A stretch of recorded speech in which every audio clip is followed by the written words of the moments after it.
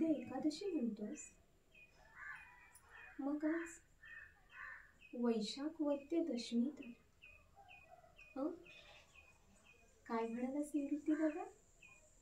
आत्ता नामदेवांचं देवळात कीर्तन आहे,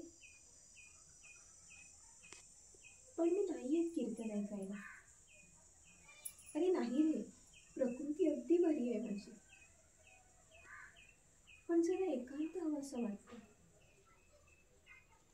दादा, तापी नदीचा हा परिसर किती सुंदर आहे रे.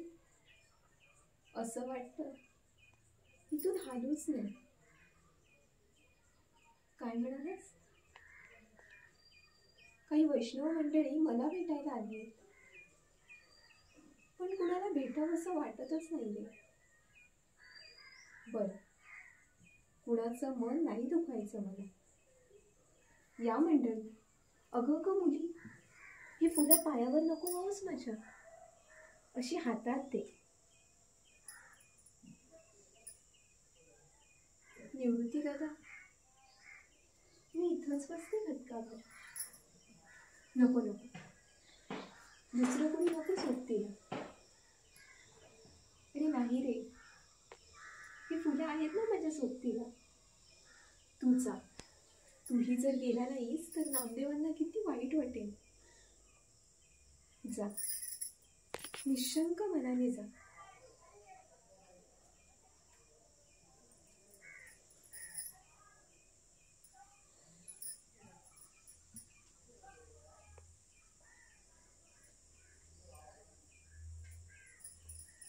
ही मोगरीची फुलं पाहिली की मला ज्ञानादादाची आठवण येते.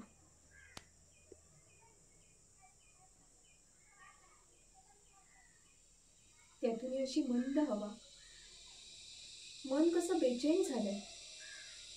मधूनच हसू फुटतंय, मधूनच डोळे भरून येत आहेत. आभाळात मळप दाटलंय.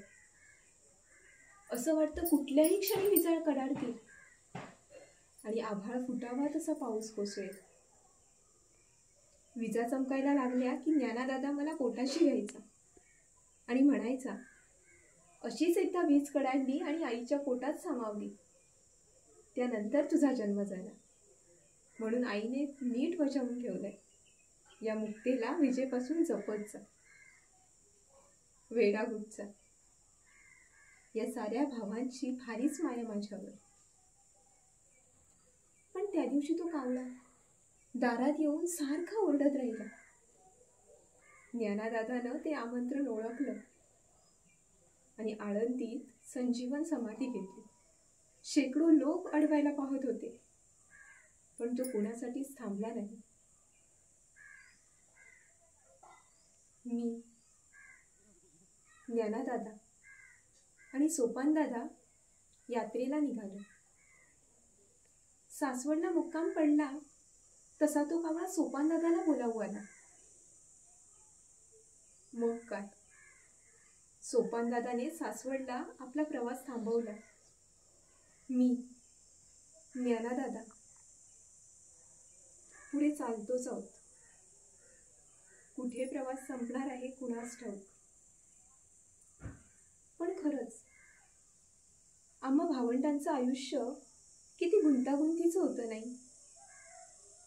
पण हळूहळू सगळे धागे मोकळे होत गेले आणि आयुष्य कसं हलकं फुलकं झालं, अगदी या फुलांसारखं.